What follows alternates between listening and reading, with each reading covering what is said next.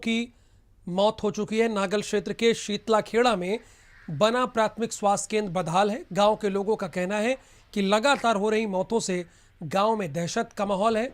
ग्रामीण private doctor से इलाज करवा रहे हैं, अस्पताल से डॉक्टर गायब है। सहारनपुर में बुखार का प्रकोप पूरी तरह से फैल चुका है और आज है भारत समाचार की टीम शीतलाखेड़ा गांव में। ये उप स्वच्छता केंद्र है, आप हालात देख लीजिए उप स्वच्छता केंद्र के, किस तरीके के हालात यहाँ पर बने हुए मैं दिखा दूँ आपको। ये एंट्री है और यहाँ से हालात देख लीजिए आप, जर्जर हालात हो चुके हैं। दरवाजों में जड़ लग चुके हैं, देखिए हिल तक नहीं रहा है दरवाज़ा। यहाँ की अगर बात की जाए तो काफ़ी साल पुराना ये केंद्र बताया जा रहा है, लेकिन नागल में अब तक करीब 15 से 20 लोगों की मौत बुखार से हो चुकी है। हमारे साथ गाँववासी है, उनसे बात करते हैं। क्या नाम है आपका? विजेंद्र सिंह। कितना पुराना है स्वच्छता केंद्र? ये तो कई साल पुराना हो। अच्छा, कितना पुराना हो गया? 10 साल पुराना। अच्छा, तो क्या अभी तक इसमें डॉक्टर नहीं आया क्या? कोई डॉक्टर नहीं आया। अच्छा, तो फिर बुखार जब होता है तो किससे दिखा रहे हैं आप? तो नागल ही जाओ फिर। तो आसपास कोई डॉक्टर कोई नहीं है।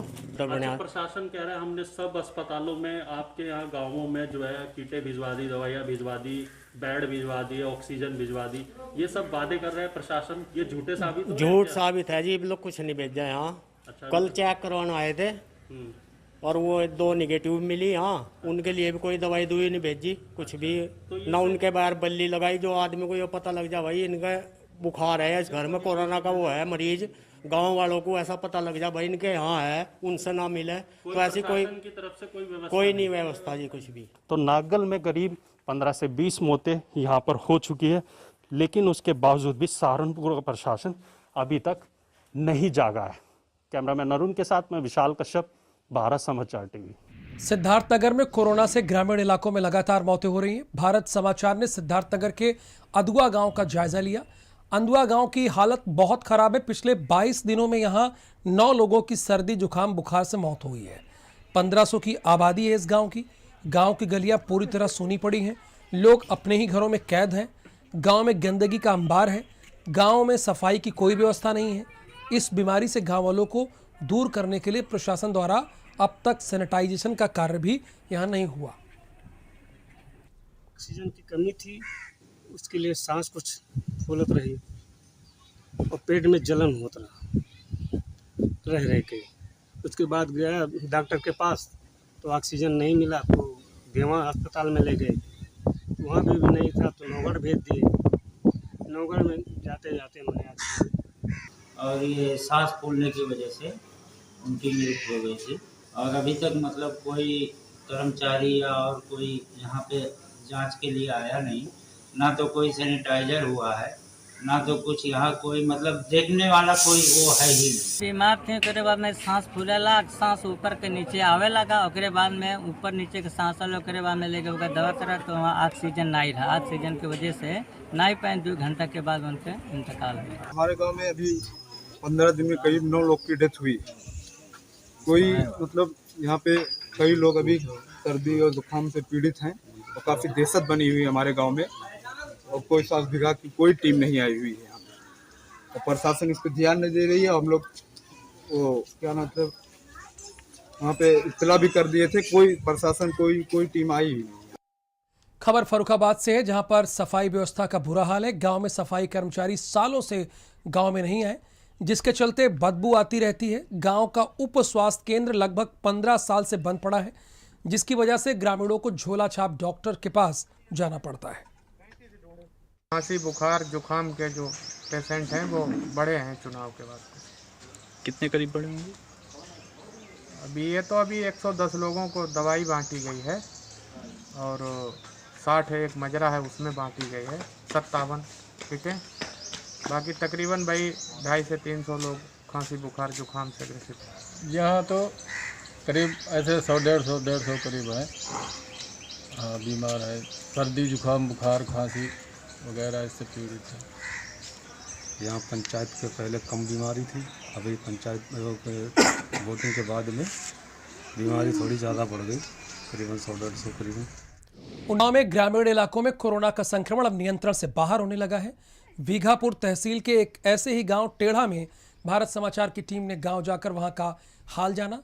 गांव में लोगों में डर का माहौल है। यहाँ के लोगों ने बताया कि पिछले 1 माह से लगातार लोग बुखार, खांसी और सांस लेने की दिक्कत से मर रहे हैं।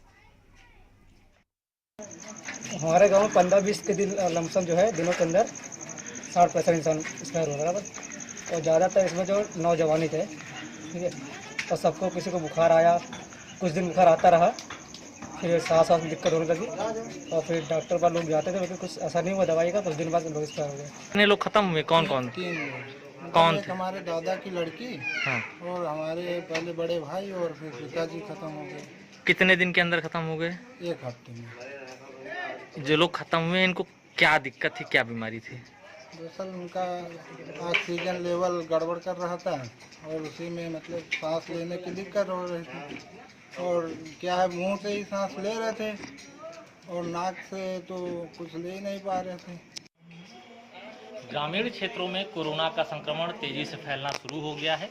बावजूद इसके स्वास्थ्य विभाग की टीमें अभी भी कुंभकर्णी नींद में सोई हुई हैं।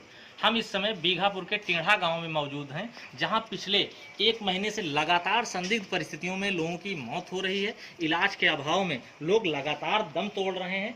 जैसा कि ग्रामीणों ने अभी तक बताया है कि 1 माह में 60 से ज़्यादा लोगों की अभी तक जान जा चुकी है और जो भी लोग अभी तक खत्म हुए हैं उन सभी को सांस लेने की समस्या, तेज बुखार और खांसी की शिकायतें रही हैं। लगातार सूचना के बाद भी स्वास्थ्य विभाग की जो टीमें हैं गाँव में नहीं आई हैं, ना ही किसी की जाँच की गई है। कई परिवार तो ऐसे हैं कि उनमें एक ही घर से 3 से 4 लोगों की मौत हो चुकी है। सूचनाएं लगातार लोग दे रहे हैं स्वास्थ्य विभाग को, आला अधिकारियों को अवगत करा रहे हैं, लेकिन आज तक स्वास्थ्य विभाग की टीमें या जिला प्रशासन का कोई अधिकारी इस गांव में देखने के लिए नहीं आया है। गांव के हालात लोगों में डर व्याप्त कर रहे हैं। ऐसे में बड़ा सवाल है कि जो लोग हैं वो कब अपने आप को महसूस सुरक्षित कर पाएंगे और जो कोरोना का संक्रमण है वो गांव में फैलने से कैसे रुकेगा। अनुराज भारती, भारत समाचार, उन्नाव, सत्यमेव जयते। बुलंदशहर में कोरोना वायरस के संक्रमण का दायरा लगातार बढ़ता जा रहा है। खानपुर के गांव परवाना में पिछले 1 महीने से लगभग 20 लोगों की मौत हो चुकी है। यही नहीं, स्वास्थ्य विभाग द्वारा गांवों में जांच के बाद कई लोग कोरोना पॉजिटिव भी पाए गए। ग्रामीणों का आरोप है कि स्वास्थ्य विभाग की टीम और प्रशासन का कोई अधिकारी गांव नहीं आया। भारत समाचार की टीम ग्राउंड जीरो पर पहुंची है। बात करते हैं। बाबा, क्या नाम है आपका? अंतराम सिंह। अंतराम जी, इस कौन सा गांव है? परवाना। कितने लोगों की अब तक मौत हो चुकी है यहाँ? 17-18 लोगों की। अच्छा, किस तरह से मौत हुई है? क्या बुखार खांसी अब ज़्यादा पीड़ित है, वो पुराने जैसे बीमारी से में चले आ रहे हैं तो ऐसे इनकी हुई है। तो पहले कभी टीम नहीं आई यहाँ गांव में टेस्ट करने के लिए, जैसे बुखार चल रही थी? आई 20 दिन पहले। अच्छा, तो कोरोना टेस्ट करे, उनमें कोई कोरोना का आदमी ना निकला हमारे यहाँ तो जो। अच्छा, हमारा भी टेस्ट हुआ। बताया जा रहा है बाहर से भी 2-3 लोग आए थे यहाँ। हाँ, बाहर से जो लोग आए हैं उनको कोरोना समझ रहे हो, कैसे समझ रहे हो, वो अस्पताल से मरे हुए आए। तब क्या पता पड़े कोरोना से मरे या वैसे मरे। वो बताए 3-4 आदमी वो कोरोना में बताए। तो ये बता रहे हैं, ग्रामीण कह रहे हैं 17-18 लोग खांसी, बुखार, जुखाम और कुछ बुजुर्ग लोग थे जिनकी मौत हुई है। तो कहीं ना कहीं देखा जा रहा है ग्रामीण क्षेत्र में टेस्टिंग के लिए बताई जा रही है कि टीम आई थी, जब फिर उसके बाद में नहीं आई। मनोज उपाध्याय, भारत समाचार, बुलंदशहर। फिरोजाबाद में जिला अस्पताल के सीएमएस डॉक्टर आलोक शर्मा का बयान झूठा साबित हुआ। ब्लैक फंगस की महिला मरीज के बेटे ने सोशल मीडिया पर अपना दर्द बयां किया और भारत समाचार से मदद मांगी। मेडिकल कॉलेज प्रशासन के अनुसार महिला का जिला अस्पताल में इलाज चल रहा है, जबकि बेटे ने अपनी मां के साथ घर से वीडियो वायरल किया है।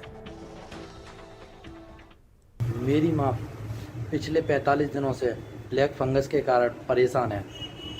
इनका कहीं भी कैसा भी ट्रीटमेंट नहीं चल पा रहा है। हेम्पोटेरेसिन की ब्लैक मार्केटिंग बहुत हो रही है। सीएमएस डॉक्टर आलोक के उल्टे बयान। उन्होंने मेरी मां को भर्ती दिखा दिया है अस्पताल में। उनका कहना है कि इनका उपचार चल रहा है और इलाज चल रहा है ब्लैक फंगस का, और ये सब खबर झूठी है। मैं सरकार से दरख्वास्त करता हूँ, मेरे परिवार को बचाया जाए, मेरी मां को बचाया जाए, मेरी मां की जान बचाई जाए। मुझे भारत समाचार से न्याय की उम्मीद है। मैं भारत समाचार से अपील करता हूँ, मुझे न्याय दिलाएं और मेरी मम्मी को इलाज दिलाएं। कोरोना काल में कानपुर के उर्सला अस्पताल की सेवाओं से संतुष्ट होकर पूर्व कोरोना पॉजिटिव मरीज आलोक अग्रवाल और श्री श्याम परिवार की ओर से उर्सला अस्पताल को अत्याधुनिक वेंटिलेटर दान किया गया है, जिसकी कीमत 23 लाख रुपए है।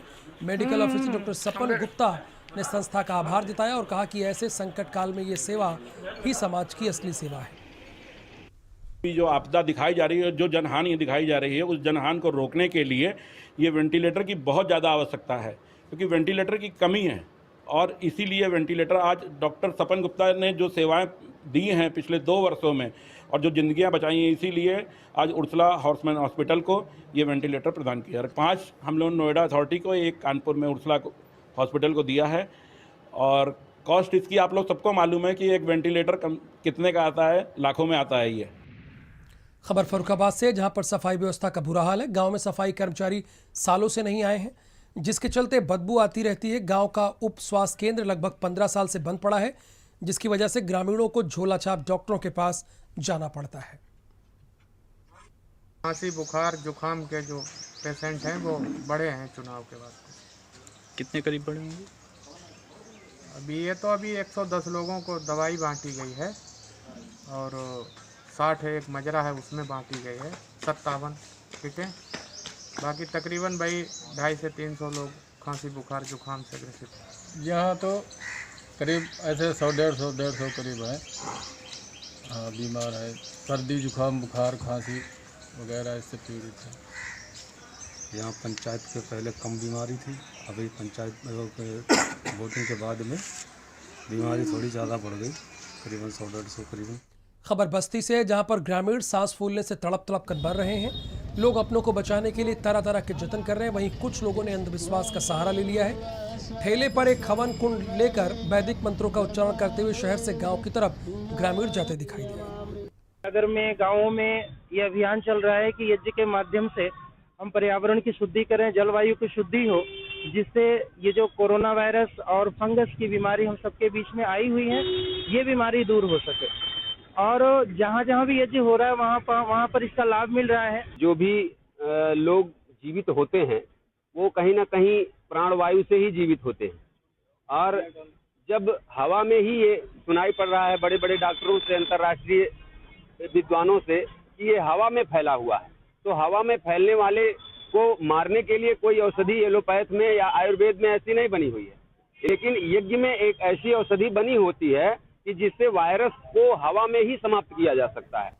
बरेली के आंवला लोकसभा से सांसद धर्मेंद्र कश्यप ने कोरोना काल में उन बच्चों के अभिभावक की भूमिका में आने का निर्णय लिया है जिन्होंने कोरोना काल में अपने परिजनों को खो दिया। भारत समाचार से बातचीत में सांसद धर्मेंद्र कश्यप ने बताया कि ऐसी परिवार के बच्चों का वो पढ़ाई का पूरा खर्च उठाएंगे। उन्होंने ये भी बताया कि वो क्षेत्र के गरीब परिवारों के दाह संस्कार में भी सहयोग करेंगे। हमारे द्वारा मदद की जाएगी, किसी को परेशान होने की ज़रूरत नहीं, किसी को हताश और निराश होने की ज़रूरत नहीं, क्योंकि पूरा क्षेत्र हमारा परिवार है। हम लोगों के साथ कंधे से कंधा मिलाकर के खड़े हुए हैं। किसी भी तरह की कोई समस्या है, बच्चे भी अगर अनाथ हो गए हैं तो उनकी भी हम मदद करने का काम करेंगे। उनकी पढ़ाई लिखाई न छूटे, इसकी भी व्यवस्था हम करने का काम करेंगे। हरदोई पहुंचे जल शक्ति मंत्री महेंद्र सिंह ने बाढ़ से